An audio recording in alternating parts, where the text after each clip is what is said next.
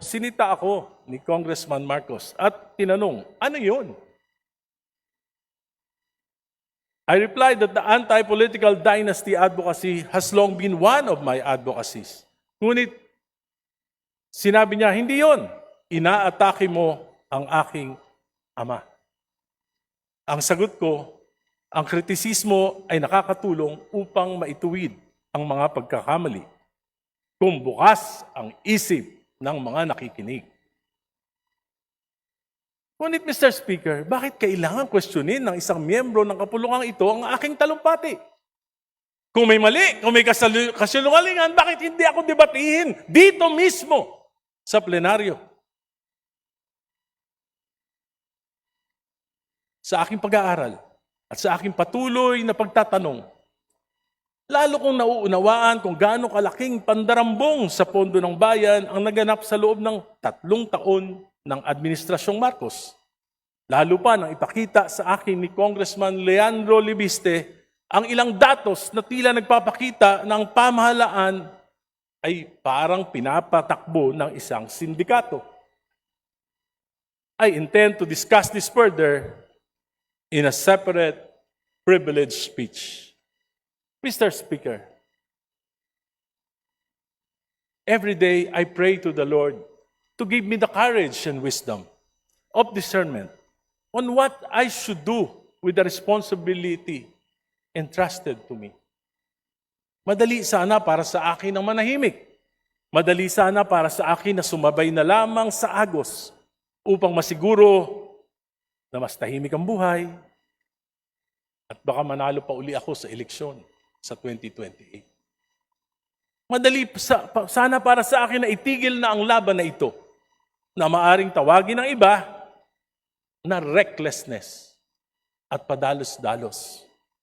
But there is a greater calling, something that I cannot ignore, no matter how inconvenient it may be for me and for my family, something that I cannot close my eyes. Just like when the Lord called Abraham and said, "Go from your country and your father's home to the land that I will show you." And Abraham followed without hesitation. He followed the Lord. Even the uncertainty is unimaginable. Parang tayo po ay pinipigilan magsalita dito. At yun din po ang karanasan ng aking ama nung siya po ay tinanggalan ng 5 memberships sa komite dahil siya po ay nagsalita. At ito ay laban sa kumpas ng House leadership noong panahon na yun. At tila nararamdaman ko rin pag ako po ay pinuputol pa nagsasalita dito sa plenaryo, maging sa mga komite. At I share the same sentiment being expressed by the honorable colleague. Tinatangka po na ako po ay pigilan, Mr. Speaker, pero hindi po ako nagpapapigil. Yun po ang masama sa akin. Salamat po.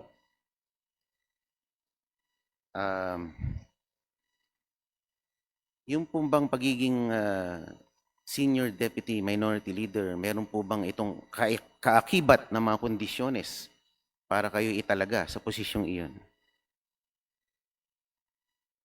Wala naman po at nagpapasalamat nga po ako sa ating minority leader dahil pinaglaban tayo hanggang sa huli. At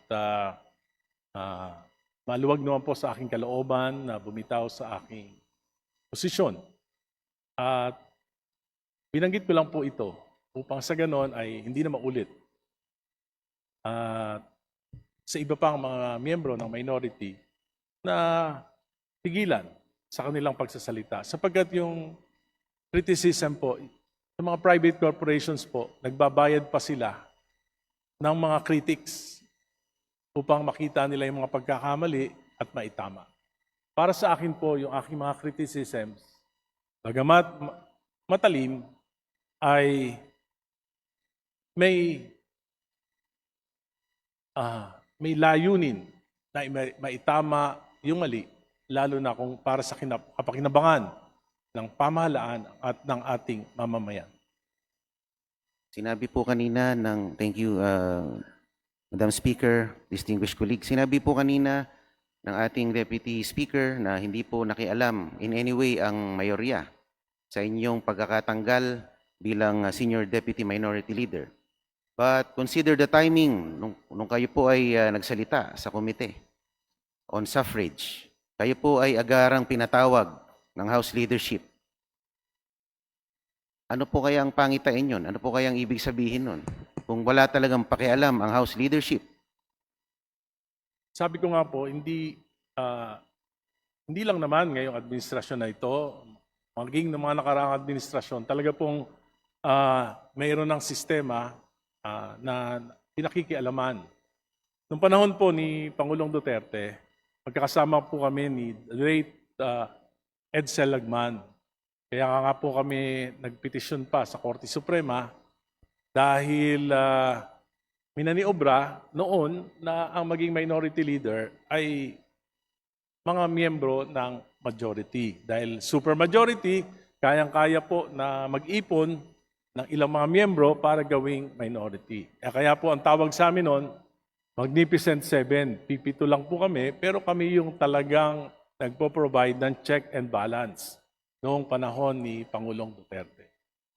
So, ngayon po, nakikita ko pa rin yung ganitong sistema. At sana po, sa pamagitan ng pagsasalita ko, ay mabigyan talaga ng dignidad ang mga minorya na talagang maipahayag yung kanilang mga damdamin at saloobin nang walang inaalala na matatanggalan ng mga posisyon, matatanggalan ng mga komite, matatanggalan ng mga benepisyo para po sa para po ma-preserve yung integridad ng ating House of Representatives. Thank you, Madam Speaker. Distinguished colleague, ako po ipatapos na rin sa aking interpellation, Madam, bago ako pagtangkang putulin muli. Anyway, Madam Speaker. Just for the record, wala pong nagpuputol sa iyo. Hindi po kasi In fact, the time that was given was only 10 minutes. We have now extended it to 31 minutes and 35 seconds. Please proceed. Yes, ma'am. Madam Speaker. Yun lang naman po. I share the same sentiment being aired by one of the stalwarts of the Liberal Party na nagugustuhan na rin ng mga DDS dahil sa kanyang pagtayo sa mga issues na maaaring baka tumakbo na rin, na pwedeng tumakbo sa lineup ni VP Sara sa 2028. Hindi po ako tatakbong senador, baka madagdagan pa po yung kulang ang kaalaman sa Senado. Pag-isipan niyo po, do not close your doors, distinguished colleague. Dahil nakuha niyo rin po ang aking respeto ngayong hapon na ito. At sana po, mas malaya na po ang pagsasalita dito sa ating Kamara dahil tayo po ay isang demokratikong institusyon. Dapat hindi po tayo pinipigilan magsalita. Lalo na po kung tayo ay miyembro ng minorya. At thank you po, Madam Speaker, distinguished colleague. Finally, nakakilala po ako ng isang true member ng minority. Maraming salamat po at magandang hapon.